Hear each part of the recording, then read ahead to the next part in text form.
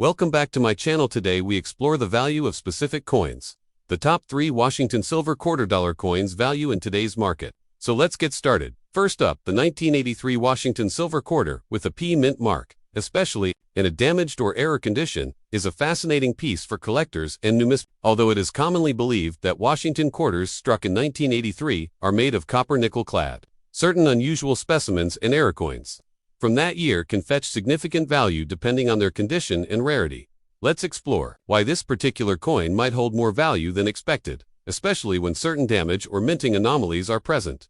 The first point to understand is that regular circulation strike quarters from 1983 were not made of silver. The U.S. Mint ceased producing silver quarters for general circulation after 1964. Therefore, a 1983 quarter from the Philadelphia Mint, identified by the P Mint marquise, expected to be composed of a copper nickel clad over a copper core. However, due to errors, off-metal strikes, or the coin being struck on the wrong planchet, some unusual 1983 quarters may have unique characteristics that make them highly desirable to collectors. In particular, the term damaged condition often refers to visible marks, strange indentations, or anomalies such as raised or sunken areas on the coin surface that aren't consistent with normal circulation, where these might include die clashes, struck through errors, or even signs that the coin was struck on a defective or imperfect planchet. While a coin damaged after leaving the mint usually decreases in value, coins with mint-made errors can command strong prices in the collector market. One of the main reasons the 1983 P quarter is of interest is due to its relative scarcity in high grades.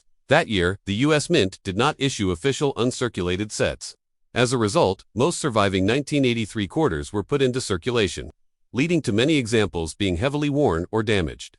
Finding a coin from that year in pristine condition is rare, which increases its value. However, for damaged coins or those with oddities, the value depends heavily on whether the damage was caused during the minting process or afterward in circulation. If the coin displays a true mint error, such as an off-center strike, double die, or struck through grease error, collectors may pay a premium. These coins are authenticated and graded by third-party grading services like PCGS or NGC. For a 1983 P Washington quarter with a recognized error or damage from the minting process, the price can vary dramatically depending on the exact nature and severity of the anomaly. In today's market, such coins can range from around $10 to several $100s. For example, a coin with an off-center strike or a clipped planchet might sell for anywhere from $25 to over $100, depending on the clarity and rarity of the error.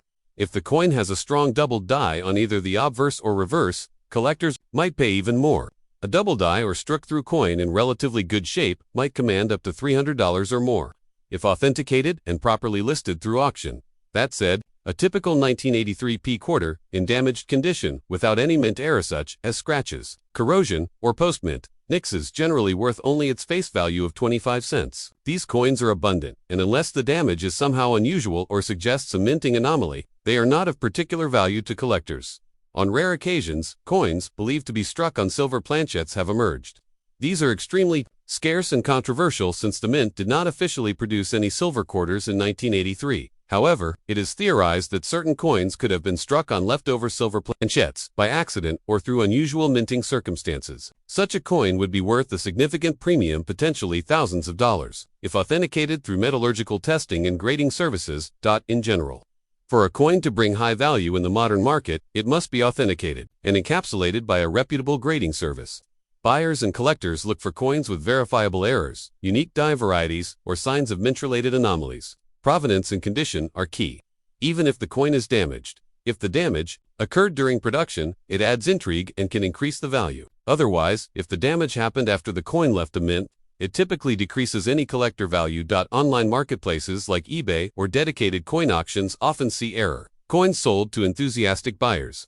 Some sellers mislabel coins or exaggerate their value, so it's important for collectors and sellers alike to be informed and careful. Properly identifying whether the coin's damage is from circulation or a true mint error is crucial. This can be done by comparing the coin to verified examples or submitting it for professional evaluation. To conclude, a 1983 Washington quarter from the Philadelphia Mint in damaged condition can be worth more than face value.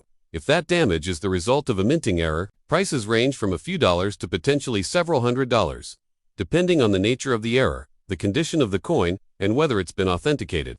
Without a true mint error, however, a damaged 1983 P quarter is likely to hold minimal collector value. As always, expert appraisal and proper grading are essential when determining the true market worth of such coins today. Next up, the Washington quarter has been a mainstay of U.S. coinage since 1932, celebrating the 200th anniversary of George Washington's birth. While most quarters are used for everyday transactions, some have become valuable collector's items, especially those with unique mint marks, rare features, or historical significance. Today, we're taking a closer look at the 1972 Washington quarter minted in Denver. Known by the D mint mark specifically, we'll focus on the value of this coin in a damaged or heavily circulated condition. Let's begin with some background. The Washington quarter was introduced in 1932 and was initially made of 90% silver and 10% copper. However, due to rising silver prices and the need for more durable, cost-effective materials, the U.S. Mint stopped using silver in regular quarter production after 1964. From 1965 onward, quarters were minted with a clad composition of copper and nickel. This means the 1972 quarter, including those minted in Denver, are not silver coins but rather copper-nickel clad. This is a crucial point. Many people mistakenly believe that all old quarters are silver, but unless a quarter was minted in 1964 or earlier, it does not contain silver except for special collector's editions. Therefore, the standard 1972D quarter is not a silver coin. The 1972D quarter had a large mintage, with over 311 million coins produced that year. This means it is not rare in terms of quantity. Most of these coins entered general circulation, and many have been used extensively over the decades. As a result, heavily worn or damaged coins from this year are common. Now let's talk about what damaged condition might refer to. While damaged generally means the coin has seen significant wear, scratches, dents, corrosion, or other forms of physical harm, the term condition is not officially recognized in numismatic terminology.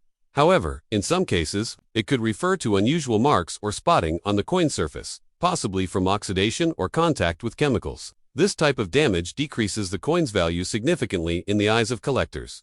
The value of any coin depends on a few main factors: rarity, demand, condition, and whether there are any notable errors or varieties. For the 1972D Washington quarter, the condition is a major factor. In mint state or uncirculated condition, these coins can be worth more than face value, sometimes reaching $5 to $10 or more, depending on the quality of the coin and the market demand. However, in damaged or heavily circulated condition, the 1972D quarter typically holds little more than its face value of 25 cents.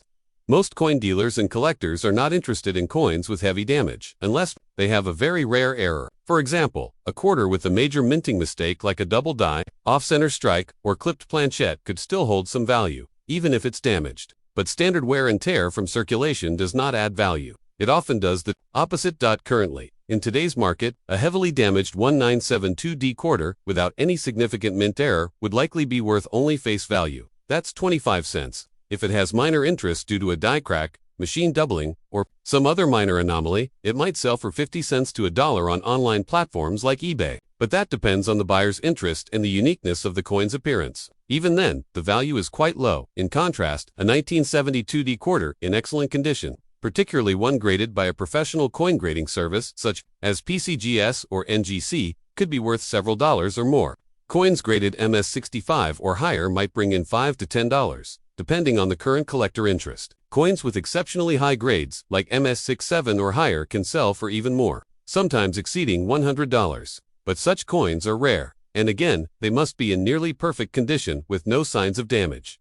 If you happen to have a 1972D quarter and you're unsure of its value, the first step is to assess its condition. Look for any visible signs of damage. Check the coins, surfaces, edges, and mint mark. If you suspect it might have an error or unusual feature, it could be worth getting a second opinion from a numismatist or coin dealer. Still, keep in mind that damaged coins are often passed over by collectors in favor of better preserved examples. To summarize, the 1972D Washington quarter is a common coin made of copper nickel clad, not silver. In damaged condition, its value is generally limited to face value. Unless the coin has a very rare error or is in exceptionally high grade, it's unlikely to command more than $1 in today's market. While it's always exciting to find old coins and pocket change, most circulated quarters from the 1970s are not considered valuable unless they meet very specific criteria. Next up, the 1989 Washington quarter, specifically the one with the Philadelphia mint mark or the P mint mark. We will explore whether it's made of silver, how to determine its value in the current market, and what factors influence that value when the coin is in good condition. First, let's take a quick look at the Washington quarter itself. The Washington quarter was first introduced in 1932 to commemorate the 200th anniversary of George Washington's birth.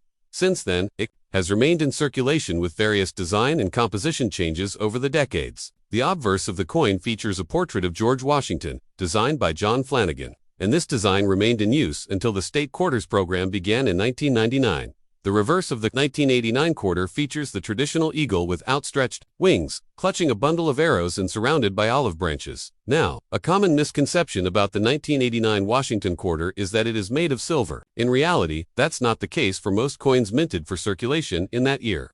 The U.S. Mint stopped producing circulating silver quarters after 1964. Starting in 1965, quarters were made from a clad composition, a pure copper core with outer layers of 75% copper and 25% nickel. So unless a coin from 1989 was struck as a special silver proof for collectors, which was only done in certain years and locations, it is highly unlikely to contain any silver. The Philadelphia Mint did not produce any silver quarters for circulation. In 1989, only the San Francisco Mint was striking proof coins during that period, and even then, 1989 proof quarters from San Francisco were still made with the same copper-nickel clad composition, not silver. Therefore, any 1989 quarter with a P Mint mark, no matter how shiny it looks, is not a silver coin. It is made of base metals and not precious metal content. That being said, collectors may still be interested in the 1989 P quarter, especially if it is in good condition or better. Coin condition is usually evaluated using the Sheldon grading scale, which ranges from 1 to 70. A coin in good condition falls around grade 4, while uncirculated coins range from grade 60 to 70. Coins in the good to very fine condition range are typically those that have seen regular use in circulation, but still have visible details. Now, let's talk about the current market value of the 1989 P Washington quarter. In general, most 1989 quarters that have been circulated are worth their face value of 25 cents. However, some collectors are willing to pay a premium for coins in better condition or those with unusual features. For a 1989 P quarter in average circulated condition, the value is usually around 25 to 35 cents. This is just slightly above face value, mostly due to collector interest. However, if the coin is in uncirculated condition, meaning it has never been used in commerce and has no signs of wear, the value can be significantly higher. A mint state example graded MS63 to MS65 might sell for anywhere from $1 to $3, depending on the luster, strike quality, and any minor imperfections. Higher grade specimens, particularly those graded MS66 or MS67, can sell for $10 to $50 or more, although these are less common and usually appeal only to serious collectors. Another factor that affects the value of the coin is whether it has any errors or varieties. Certain mint errors, like double die obverses, off-center strikes, or die cracks, can greatly increase the value of a coin. For example, a 1989 P quarter with a dramatic off-center strike or an unusual planche at error might fetch $20 to a few $100s depending on its rarity and condition. That said, such coins are rare and not commonly found in change, while the base metal composition of the 1989 P quarter limits its intrinsic value. The historical and collectible aspects of the coin can still make it interesting. Many collectors focus on building complete sets of Washington quarters, including each year and mint mark. In this context, a 1989 P quarter in nice condition can be a desirable addition to such a collection. In terms of rarity, the 1989 P quarter is not particularly scarce. The Philadelphia Mint produced over 512 million quarters that year, making it one of the more common issues of the era. Because of this high mintage, only coins in top condition or with special characteristics hold any significant premium value. If you are wondering whether you have a valuable 1989 quarter, the first step is to examine the coin's condition. Look for signs of wear, scratches, or discoloration. A coin that has sharp details, no visible wear, and a strong luster might be worth having graded by a professional service like PCGS or NGC. Keep in mind, though, that grading and encapsulation come with fees, so the potential value of the coin must justify the cost. For those interested in selling a 1989 P quarter, online marketplaces like eBay or numismatic forums are good places to start. Be sure to provide clear photos of both sides of the coin and accurately describe its condition. Buyers are often more interested in coins that are clearly presented and backed by honest assessments.